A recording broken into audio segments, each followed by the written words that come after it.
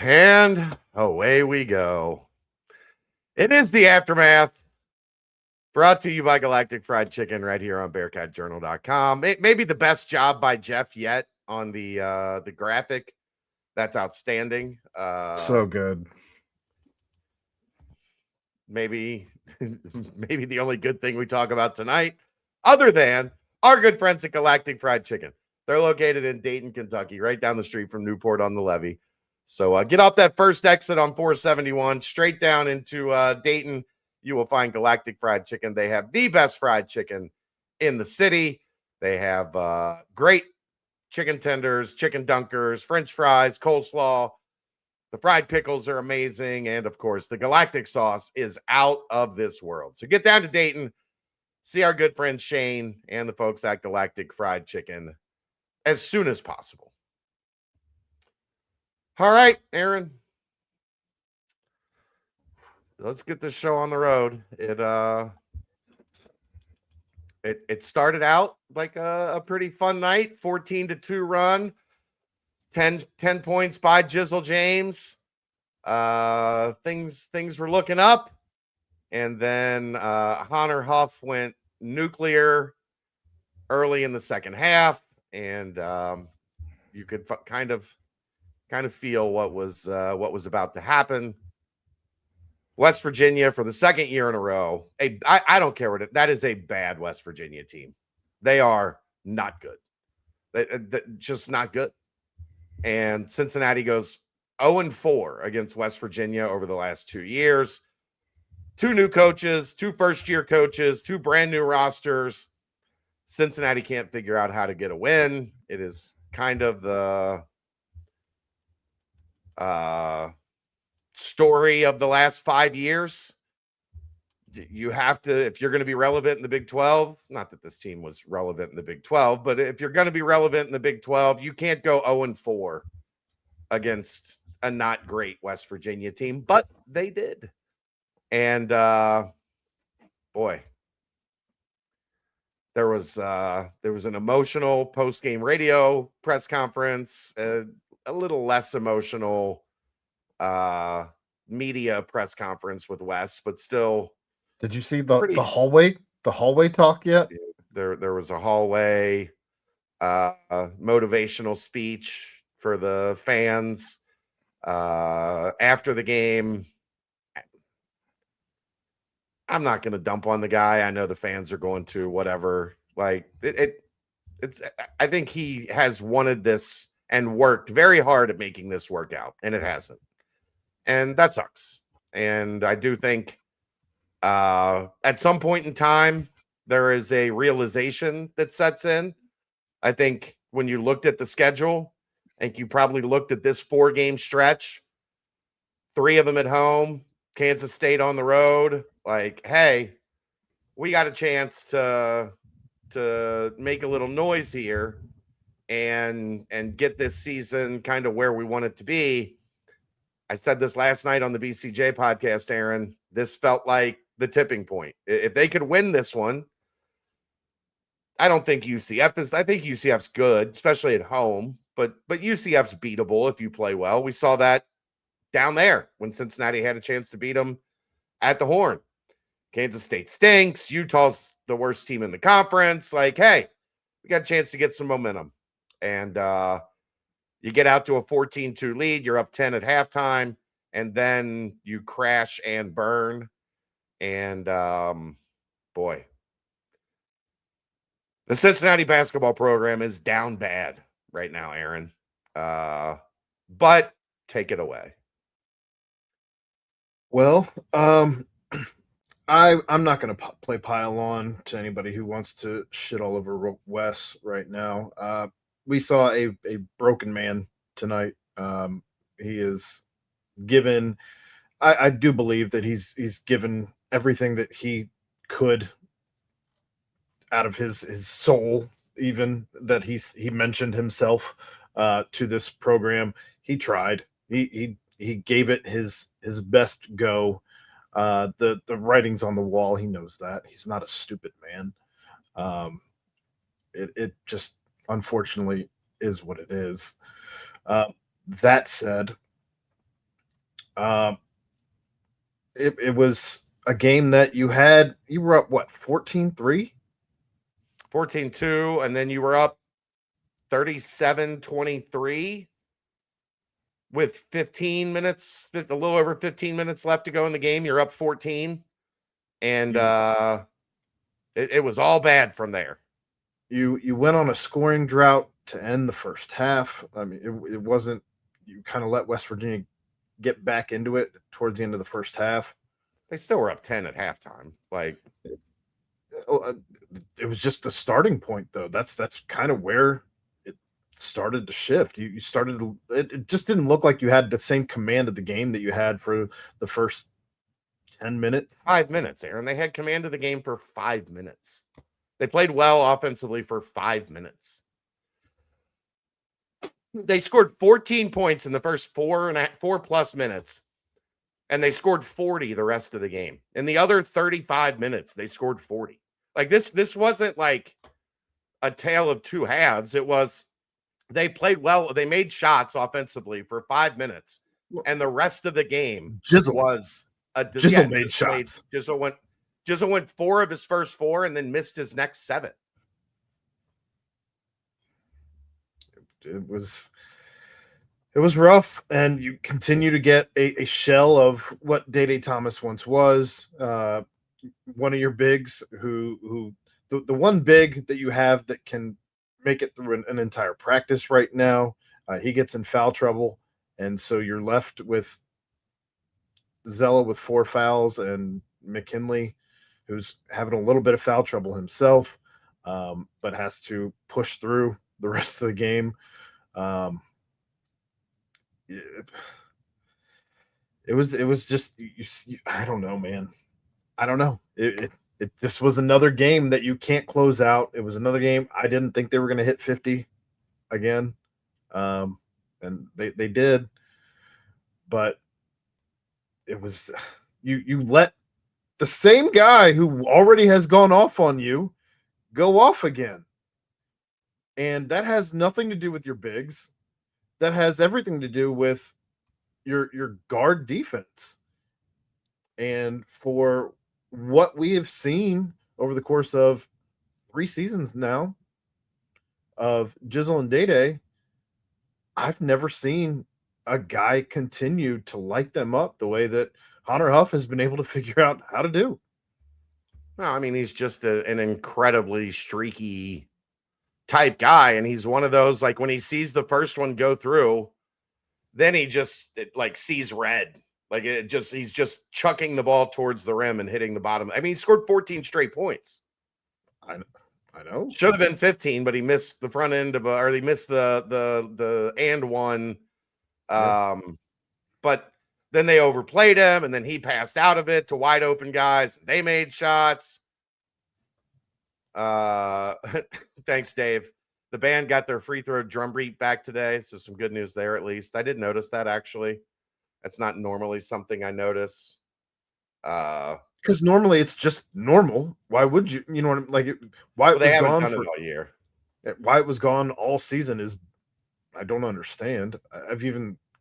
Somebody said it was for broadcast purposes, but I've seen other teams around the country doing similar things. Yeah, I don't know if the rule changed or if they just eventually said screw it, like everybody else is doing it, so we're doing it too. But whatever. Who cares? Who cares? I don't care anymore.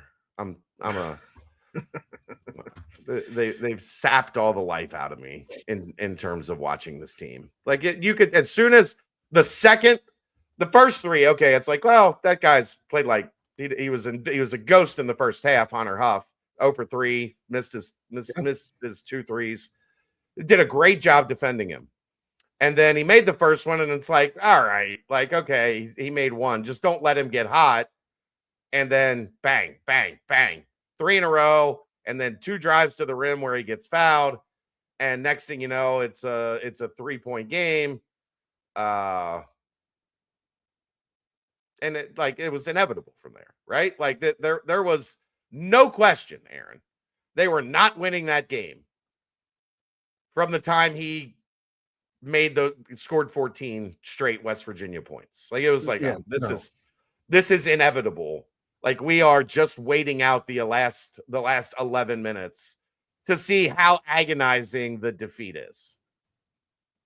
Yeah, I mean, when you get 10, 18, 21 points out of the rest of the team, not named Jizzle and Baba collectively, and that only came from four other players.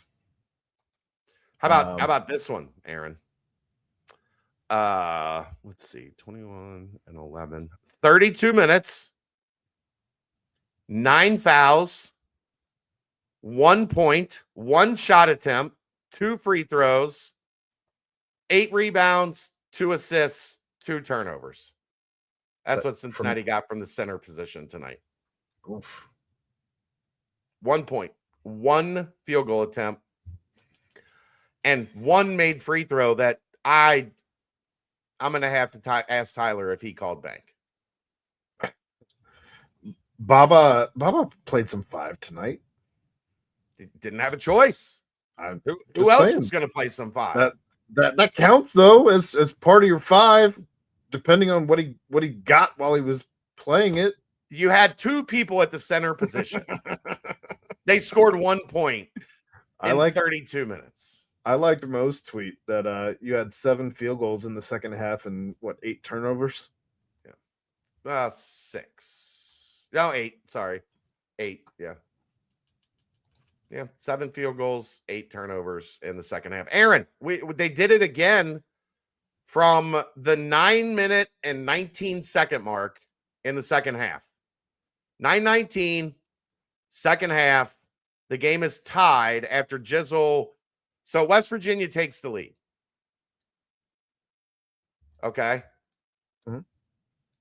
Jizzle makes a baseline jumper to tie it. It's 42-42 with 9:19 left. Cincinnati makes 1 field goal from then until Jizzle made a 3 with 41 seconds left.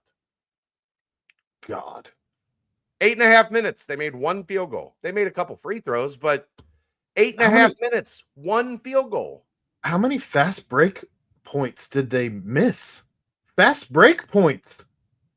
I mean, I was joking with the media group that if there was like a what not to do, like how not to run a fast break, Cincinnati they made a whole tape. It'd be like a 30-minute, like it would be like you'd have to sit and actually watch how bad they are running the fast break. They had plenty of fast break opportunities. You only had 2 points off of it the entire game. 5 of 12 on layups. Ooh, God. 5 of 12 on layups. 17 fouls in the game.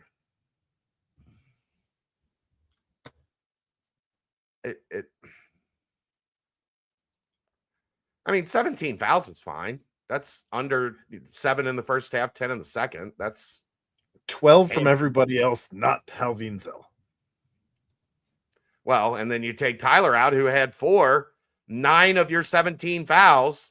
More than half of your fouls were those 2 guys. That's crazy. Absolutely crazy.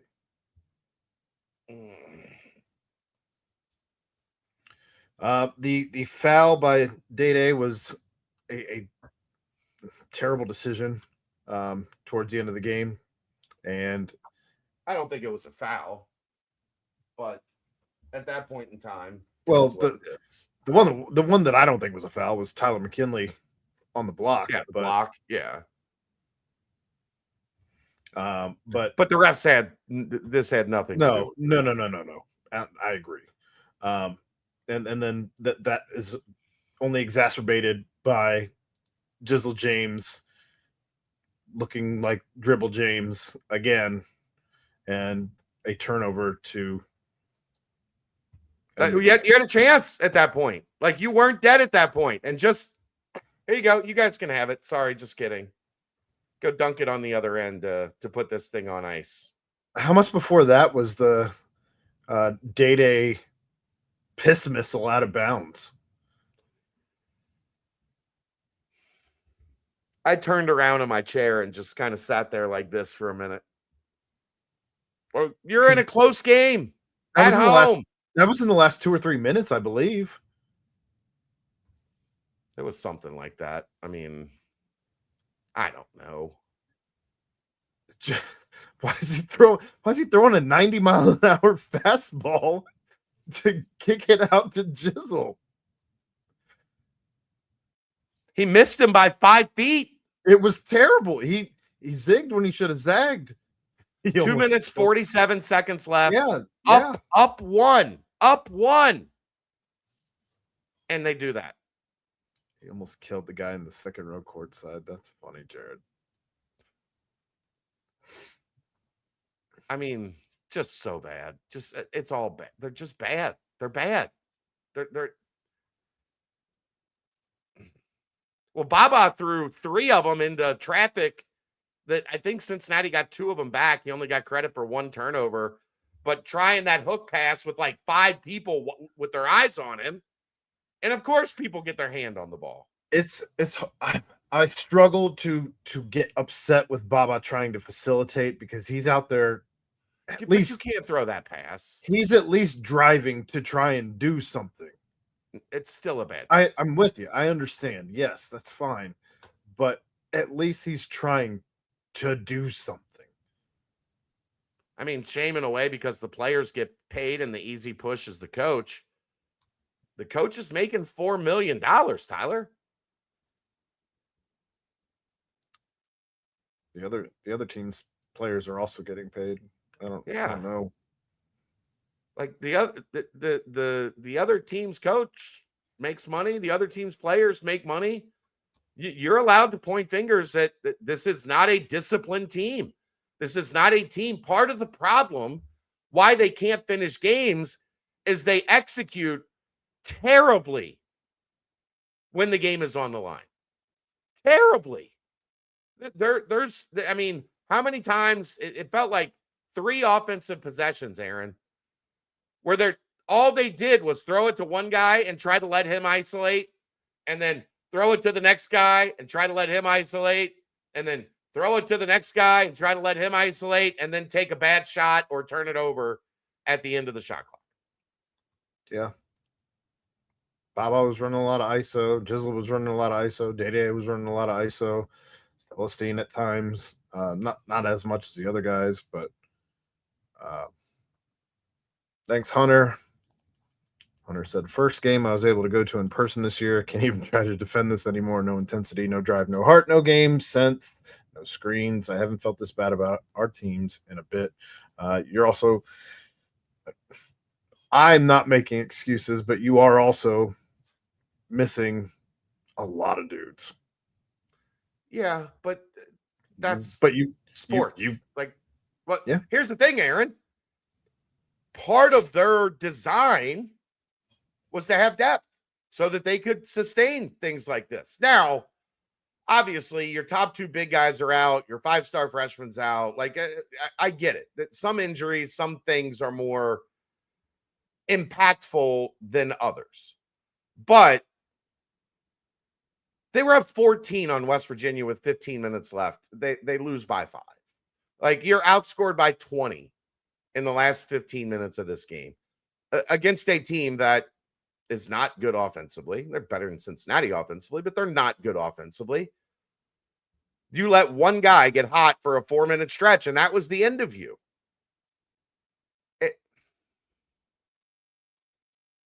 Turnovers at the wrong times.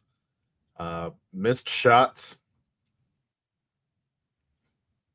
Bad shot, like not in rhythm, not bad half-court offense. Like what I talked about, like in the Iowa State game. Why did it look different? Because they played downhill, and yeah, they still took a lot of mid-range jumpers, but like they were stepping into rhythm jumpers. Beat the defense, and West Virginia pressured a lot. Like they applied a lot of pressure to the ball. Cincinnati couldn't beat it. And instead, you get fall away 17-footers, you get sideways, where you're trying to shake your defender because you can't beat him off the bounce. They didn't pass it well. They only had 11 assists on the game. It's dysfunctional offensively, and that's what it looks like. Leroy, he's got a high ankle sprain. I You're think wrong, he'd be Leroy. He'd be playing 25 minutes or so right now if he was healthy. Leroy, think of it like this with Abayev. His stock is at an all-time low. It's not great. He's going to go into the offseason like that. He's going to make a lot less money than if he's out there playing and improving on a situation where they'd have to play him 20, 25 minutes tonight because they didn't have enough bodies. So I get it. Part of being a fan is being frustrated and coming up with conspiracy theories. Aaron used to have a piece of aluminum foil that he'd put on his head as a hat every now and again during these shows. Like, if he could play, he could play. I can assure you he has a high ankle sprain and is not available. Also, you're allowed to be frustrated. Coach gave us permission tonight. We should. Yeah, you're allowed to be frustrated. Eric, who's not saying it's over?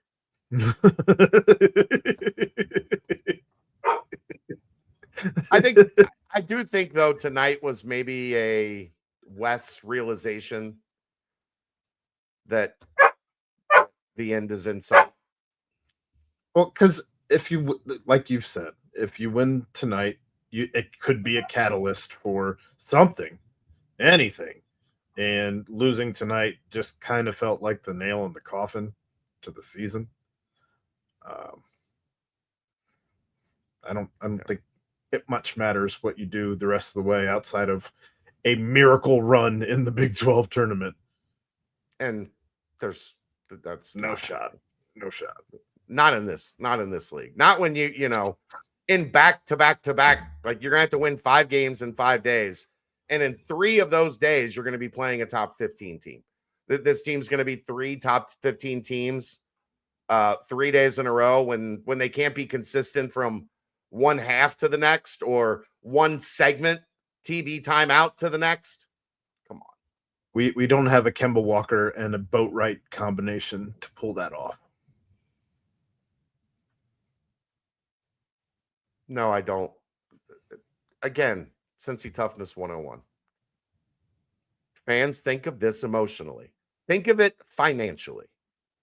There's a lot of money on the line here. And he might not ever make it back to the high major. He'll stay in coaching. He might not ever make it back to the high major level to make that kind of money. You think he's going to step down, forfeit his buyout, and leave at worst $5, $6, $7 million on the table, at most $10 million on the table? You gotta think logistically here. I'd question his sanity more if he stepped down than if he stayed. That just doesn't make sense. Dylan, taking Baba out had nothing to do with going from up 14 to up 3. He was not guarding Hunter Huff. Bro had to breathe. Right? Like he doesn't want to come out either. And he wasn't guarding the guy that scored 14 straight points. He played 35 minutes. I don't know. I mean, outside of a JT he took one break in each half. Outside of a JT Toppin type game, like he played about as much as you can. I'm critical of, as far as Wes's substitutions go, as much as anybody, and that is not a criticism I had for tonight's game. There was nobody to stop. Greg, John Cunningham is, if the basketball coach is replaced this season, John Cunningham is making the hire. We deal in reality here. There may be other shows out there that don't have a clue what's going on, that talk in, wild extremes. Hyperbole. Yeah, that's not this show. If you were to let's say John Cunningham gets fired tomorrow, it generally takes 2 to 3 months to hire an athletic director. So then if you fire Wes, now you're hiring a basketball coach without an athletic director. Yikes. So while fans may be mad at John Cunningham, understand this. John Cunningham has to understand that if there is a coaching search in March, his neck is on the line because his first basketball hire didn't work out. And things with the football program have been inching along at a snail's pace. So he knows the importance of what he has to do to get this hire right. He's not a stupid man. So, Also, he's going to make the hire. As you figure it out, because you're going to have to deal with it. As you've talked, you and Dave kind of talked through this entire situation. I don't really want to get back down that path all the way, but just to kind of talk about it in broad terms, you're looking at probably a top 5-ish job out there right now as things currently stand, as you expect things to go at the end of the season. That said, you should, in all logic, end up with a top 5 hire. You can't really fuck that up from the spot that you're in. Yeah, well, the problem with it is, Aaron, again, you could get it right, but what it requires in this league is a top 25 coach in the sport. So everybody thought Wes was a phenomenal hire, and Wes is probably a top 50, 60 coach in the sport. His defenses are excellent. He needs help offensively, but if you look at Ken Pom and where he's been, he's a top 50-ish coach in the sport. But that's not good enough to win in the Big 12. If you're not a top 20 to 30 coach in the sport at minimum, then what did we talk about coming into this season? Then you're battling for 7th, 8th, 9th place. And that's a very tight needle to thread because there's 8 teams trying to be 8th and 9th. So, I don't think John Cunningham made a mistake hiring Wes Miller. I think you also have to remember Wes Miller was hired to coach in the American Athletic Conference. He was not hired by the time when UC was accepted into the Big 12, he was already the head coach. They gave him time. It hasn't worked out. The vitriol is silly. Cunningham hired one of the bright up and coming head coaches in the country. He was raved. That hire was raved about nationally. It didn't work. That's fucking life sometimes. Sometimes sometimes the best plans, whatever that's, I don't even, it escaped me, whatever. But it didn't work. That's okay. You correct the mistake, you go get a new coach, and you hope you hire the right guy this time.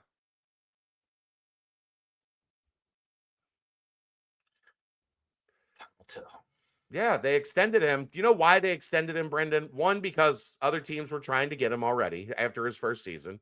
And two, because he would have been the lowest paid head coach in the Big 12 by $2 million a year. And he was at $1.5 million a year, just under $2 million in the American. Your program is seen as a laughingstock if you're underfunding your head coach by multiple millions of dollars. If he was still making that contract, he'd be making less than some of the players on his team in college basketball.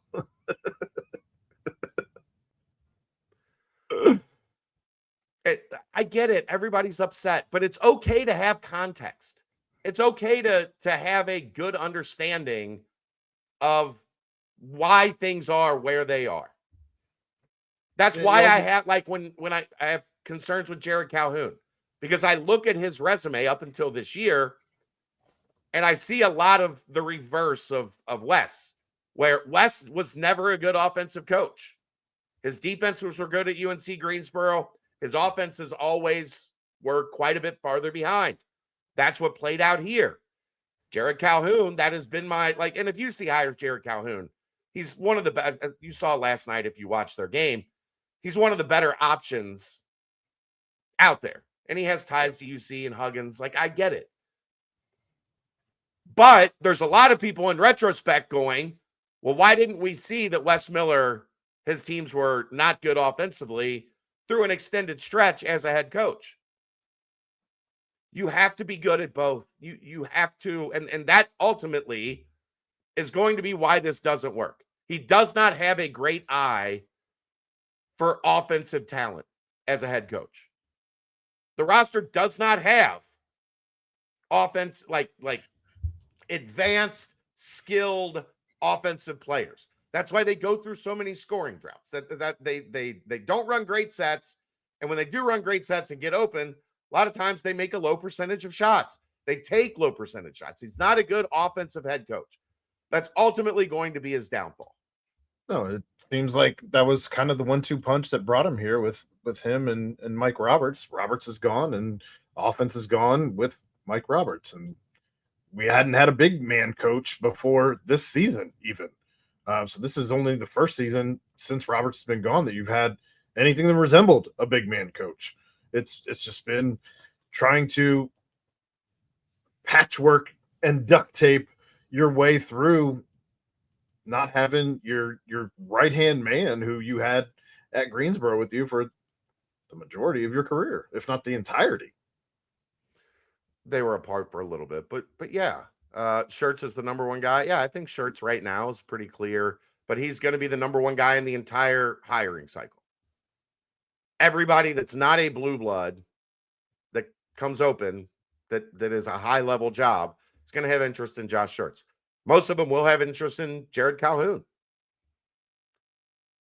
But Cincinnati should be, at least sitting here on February 5th, we've talked about this already, Cincinnati should be one of the better jobs available. So you should be able to get a good coach. The question is, will that coach be able to elevate into a top 25 level coach in the sport?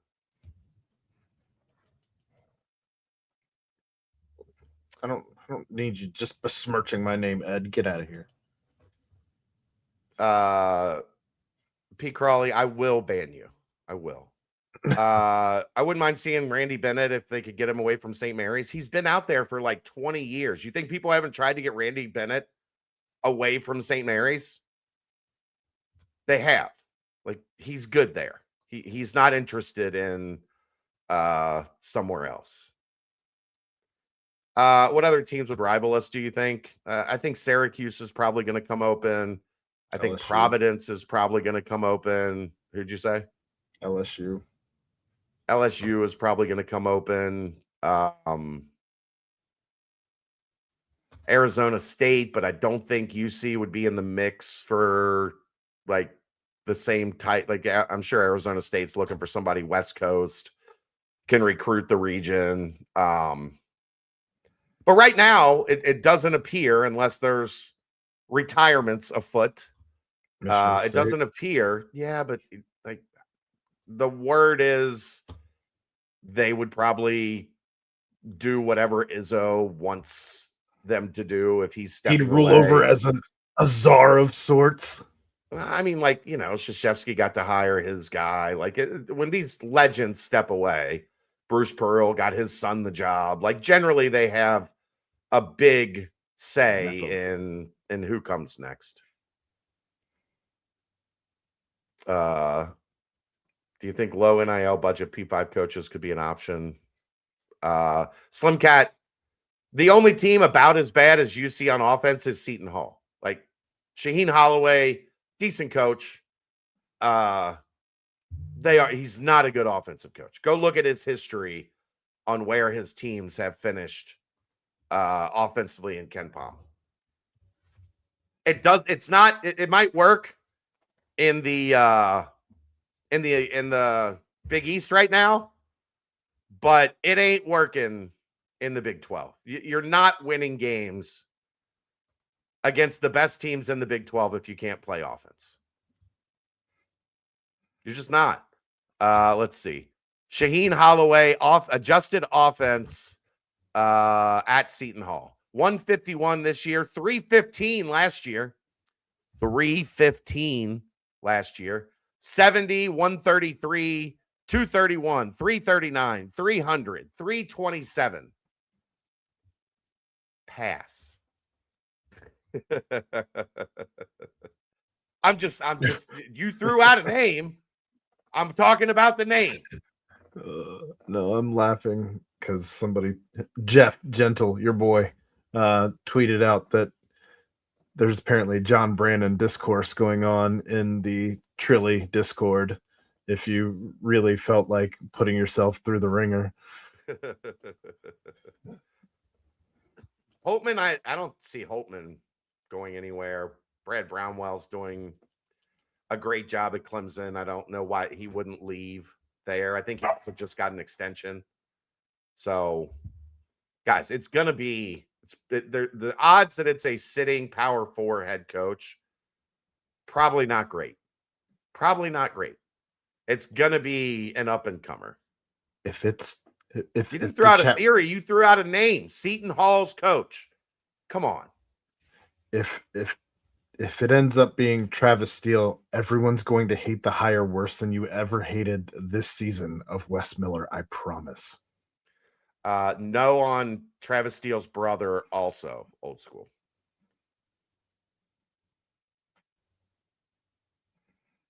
Yuck. You know that John Gross is Travis Steele's brother. Sure. What makes Cincinnati attractive? Ron, what doesn't make Cincinnati attractive? Legit question. What about this job would you think would be a detriment for a coach looking for an opportunity at the highest level? They've got a $10 million roster, so the support is there. They are 11-11. 11-12 after 11 going into tonight. They were 11-11. That place was full. All the way up to the top corners. There were a couple little spots in the top corners. That place was full. Were they still considered a bubble team going into tonight? No. Good God, no. Well, it was still being mentioned. I don't keep up with any of that shit. I got enough going on. But it was still being mentioned like 2 weeks ago. That was 2 weeks. I mean, that was when they beat Iowa State. And it was like, if everything goes right, then they lost to Arizona State. And no. 10,000 fans, 10,000 plus fans for a team that was an 11-11 team dead in the water with a lame duck coach. So you have money. You have fan support. You have an athletic director that's just given the current coach 5 years without making an NCAA tournament before making a move. So you have a boss that's going to give you time. You've got an athletic department that's going to fund the program, believes in the program and the importance of the program. And you have a fan base that's starving for a winner. What about Cincinnati says it's not a really good job? You also make the tournament if you go, 10-8, 9-9 in conference play, depending on the year. Yeah. You're in the tournament if you go 500. Easy. Any chance they hire an assistant coach on the rise? I mean, there's really only 2 of those names that I think deserve consideration. One of them, Luke Murray, we've talked about, assistant coach at UConn, runs the offense, runs their recruiting operation. The other is Linder's his last name, not the Linder family, but Linder, not Linder. That'd be some shit right there. Yeah. He's the number 2 guy at Texas Tech for Grant McCaslin. Yeah, somebody brought him up in the chat earlier. He's been a head coach. I think he left Wyoming and went to be the associate head coach at Texas Tech. He knows the Big 12, has been around a program that knows what they're doing. I really think those 2 guys, like if you're looking at assistants, those would be your best bet. I don't know of any others really that jump out at me right now. I think that whatever coach you hire absolutely has pressure to win, and Cunningham's job probably depends on it. Right. Who said otherwise? You guys, I know you're frustrated. So you're just making stuff up to be more and more. There's enough stuff wrong now that you don't have to make any other stuff up to be frustrated about. I promise. I think he might have been agreeing with us, just furthering the point. It's not that I disagree. I'm just saying, like, we don't need to like keep piling stuff on. Well, okay. Here he clarified before you get to this next point. You said you have a boss who will give you time. What time? Look, whatever hire you make, you can't fire him after 1 year. No, no one's going to, especially if you're hiring a dude like Shirts. His buyout is going to be. Look at Jerome Tang. His buyout is absurd. And granted, it's a second contract, but his buyout is absurd. You're not going to be firing a guy, and this is not that program. Cincinnati is not that program. The other thing is like this, Jared. Sorry, and maybe go ahead. Just trying to do my job. We'll see what happens this year, because it does look like things could get rough, especially when if they don't make any hay over these next 3. Those last 5 that's gonna be an imperial death march. When have they been a Power 5 bottom feeder? They won 7 games the first year in the Big 12, 7 games the second year in the Big 12. They're at 3 now. It might get bad from here, but they haven't been a bottom feeder. It's an emotional reaction that ignores the actual reality of the situation, of what they've been. They've been the epitome of okay, but not good enough. Like, go look at Boston College if you want to see what bottoming out looks like. Go look at 20 years of DePaul basketball if you want to see what bottoming out looks like. Yeah, Utah's a bottom feeder. Colorado right now, they're a bottom feeder. Yeah. Cincy Toughness 101. So put the business side away from it. I do have a good relationship with Wes. It is hard to see somebody go through this. Like, he's human. It's a really difficult part of the job. You get to know these people. I've had a great relationship with Wes. I think I've told this story before. I went up to introduce myself to Wes at the opening press conference. And I went to shake his hand. I said, "I'm Chad Brendel. Nice to meet you." He said, "I know who you are." I said, "Excuse me, sir." He said, "I talked to Mick last night. Mick told me, you're my guy." From that point on, Wes has been great to me. So, yeah, like it sucks to see somebody go through this. It sucks because guess what? And I'll get emotional here for a second. Guess what? When my wife died, and Kelly died, the basketball staff went out of their way to be there for Kelsey. Me too. But more than anything, they went out of their way. I mean, Kelsey has talked about, when I get married, I'm inviting Wes and I'm inviting Dre and their families to my wedding. Like, that's how much they've meant to my daughter. So, yeah, seeing this, it's awful. But it's the job that we're in. Like, I want it to be different. But the reality is, this is year 5. And this is the worst of the 5 years. And last year was a regression. I've talked about this with Satterfield. I know fans are pissed off about it, but you're not firing a coach that has improved every year that they've been in the job. You're not. Because you won't get anybody that's willing to take the job if I come in and the roster is gutted and we start here and then we go here and then we go here. And before we get a chance to even see the thing through, I get fired.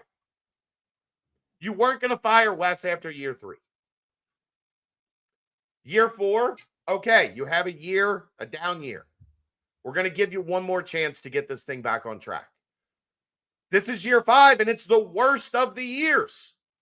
So there's an acceptance that, it's a cruel, big-time business. And this is just how it goes.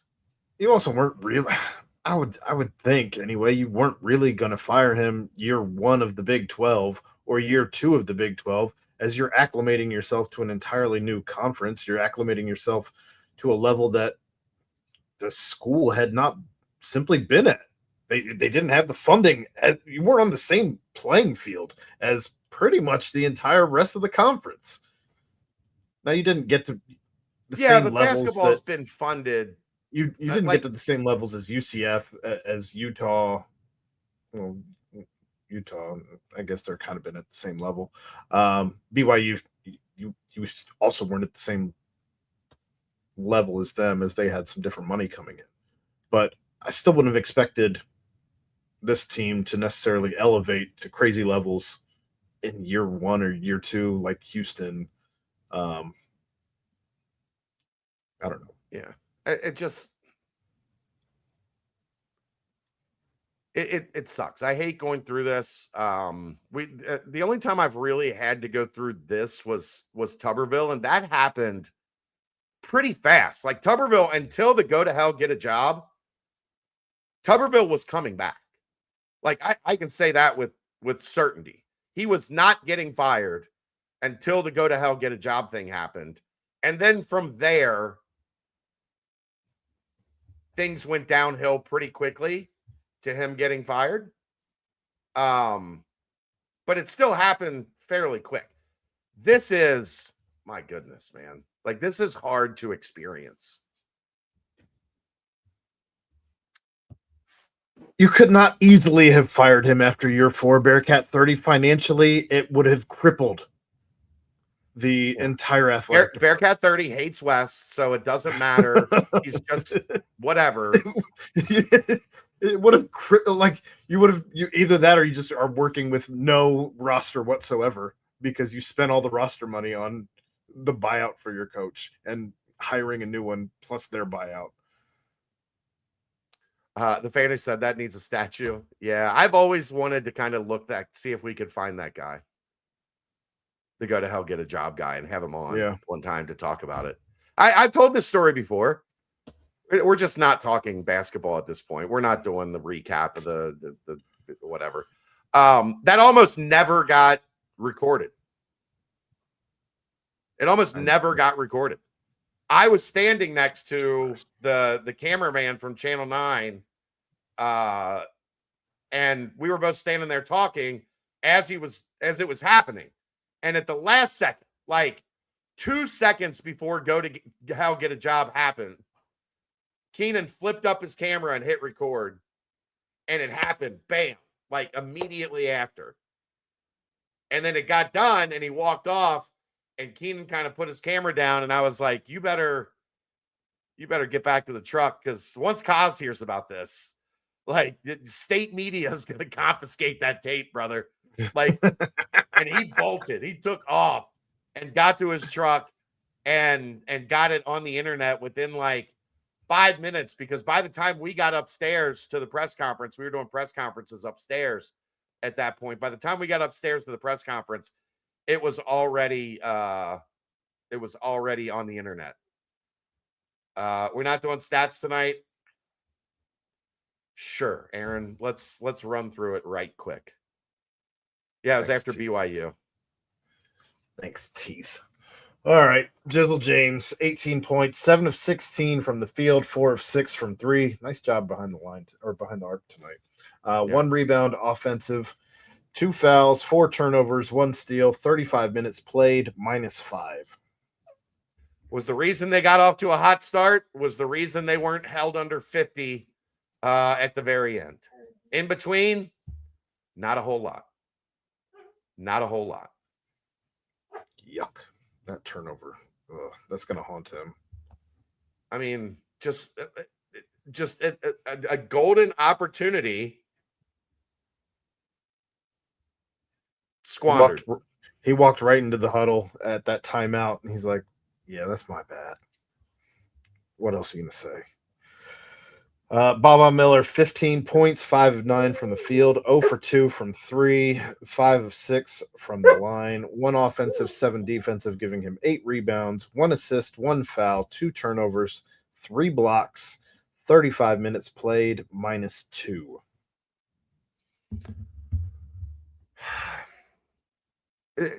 They obviously changed their game plan in the second half to keep him out of the lane. Because in the first half, like he was just straight line driving dudes right to the rim. Boop, bunnies. Boop. Yeah. And they loaded the box on him and cut off the driving lanes, and he struggled from there. Yeah. John Wright. John Wright's doing the newspaper thing in the chat, by the way. I see you, John. You just asked us to do the stats. You can't try to change the damn subject as we start doing the stats. He's on Adderall over there.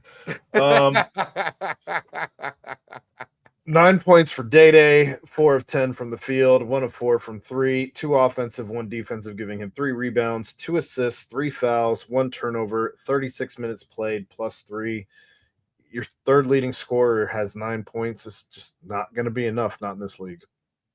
No, I will say he did a great job on Hunter Huff for 25 minutes. And really after that 4 minutes, I think he only scored 2 more points or 4 more points the rest of the way, all at the free throw line. But boy, that 4-minute stretch was pretty important because he went nuclear and it changed the entire flow of the game. I mean, Day frustrated the hell out of him for the first 25 minutes. Well, he spent 40 minutes frustrating the hell out of me with his only 9 points and another game where he doesn't get into double digits, and he's just got to be better. You cannot win games if Day is only going to give you 9 points, 3 rebounds, 2 assists. It's not enough. And be your third leading scorer. It's not enough. Yeah. Especially if you don't have anybody in the 20s. I thought we were doing this quick. I'm allowed to give some type of opinion. Shit, fire. Jalen Celestine. Whatever. Can't wait for this season to be over. 8 points, 3 of 12.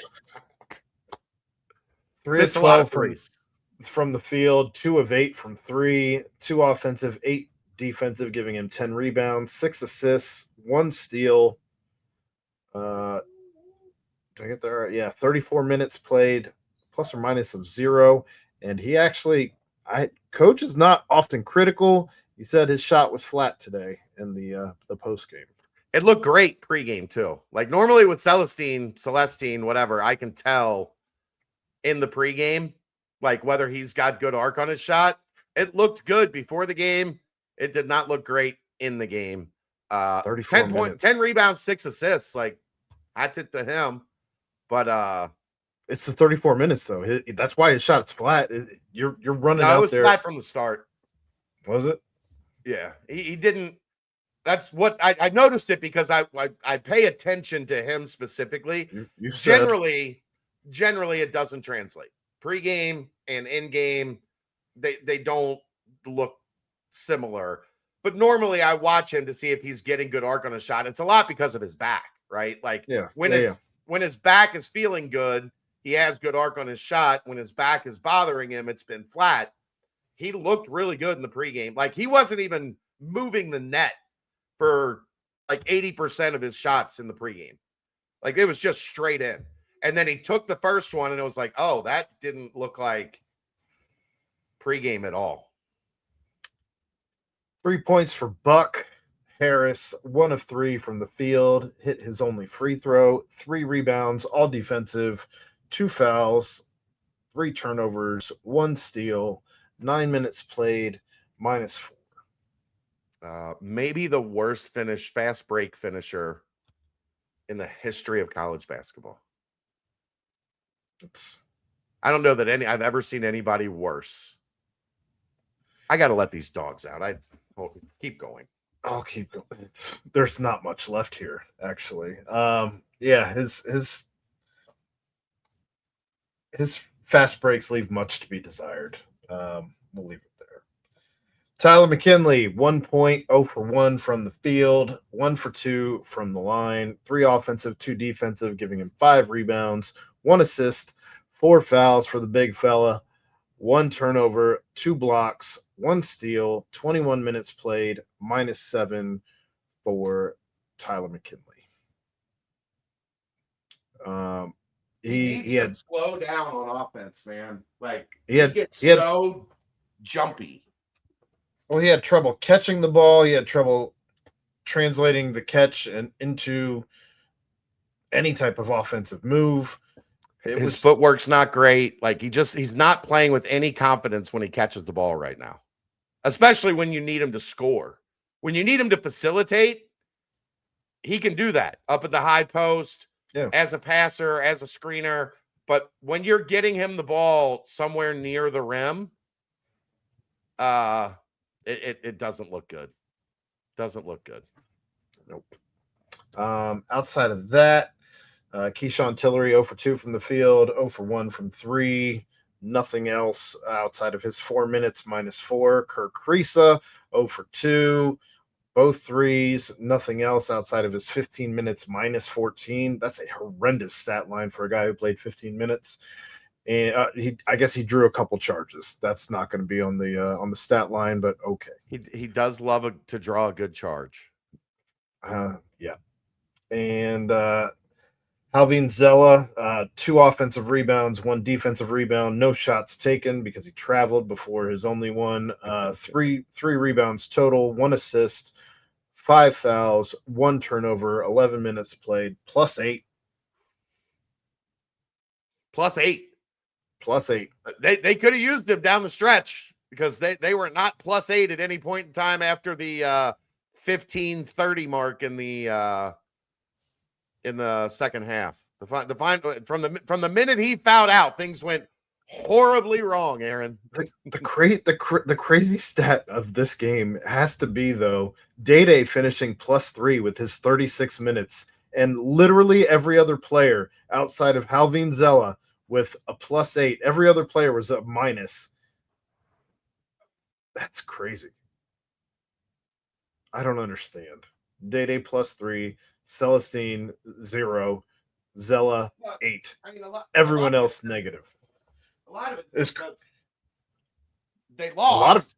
A lot of those guys played all the minutes. A lot of it's Kirk Risa with his -14. But for the other guy, well, I mean, the Hunter Huff, the last the end of that stretch when he drove to the rim, they swung the ball, and as soon as he caught it and saw Carissa on him, gone. Like he knew immediately he's got no chance to guard me. And then I think Kerr just pushed him in the back as he drove by him and made the layup. No call. No, they called it. Well, he had no fouls. Well, they called it on somebody else then. Called it on somebody when he got to the rim, I guess. It's because Zella didn't let West Virginia do anything else or do anything for 9 minutes. The first 9 minutes, just hacked them. Elite defense helps the +/-. Yeah, well, when you're sending guys to the free throw line, you get those points, Brendan. Unless they miss all the free throws and we don't play Euro ball. All right. I don't want to do this anymore. We're what, 3-7 now? So there's only 8 more of these left. 8 more and a Big 12 tournament game, at least one. Yeah.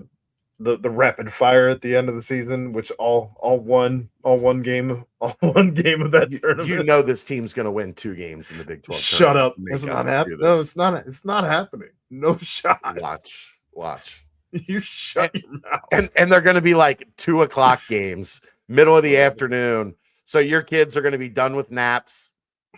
Keegan's kill me now. Keegan's like, you want me in Kansas City for the Big 12 tournament? No. Why would I do that? One more Tuberville story, please.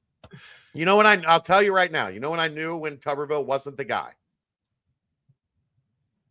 We were at a practice. It was Tuesdays. Practice is open during the season. Does it have anything to do with the golf cart? No. So Tuesdays practice is open during the season, and it was following a Monday night game where Barwin had a great game, like just dominated, multiple sacks. Well, Wes have emo hair by the Big 12 tournament, maybe. And we come to practice and we're all standing around talking, and I'm like, man, Barwin was awesome last night. And Tuberville goes, who? And I literally was like, oh, this isn't gonna work. Like, you don't fucking know who Connor Barwin is? Get out. Go to hell. Get a job, sir. That's Senator Tuberville to you. I'm one of the few people he didn't block. I never end things poorly. You never know. I might need pardoned at some time for who knows what. Now all I can think of, I hope, God, it'd be so funny if somebody made a music video with Wes Miller, like super imaged into the cut my wrists and black my eyes. Little Ohio is for lovers. Cut my wrists and black my. Anyway, just get us out of here. I don't want to do this anymore. Wow, you're fucking dog. You're fucking dogs, man. That's going to wrap it up. That's another show here on The Aftermath presented by Galactic Fried Chicken. Thanks to all of you who joined us live.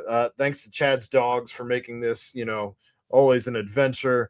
Thanks to the Mountaineers for giving us another L for four straight. Aaron and Keegan, Sunday night. Super Bowl pregame show. You quitter. Oh, all right, man. See ya.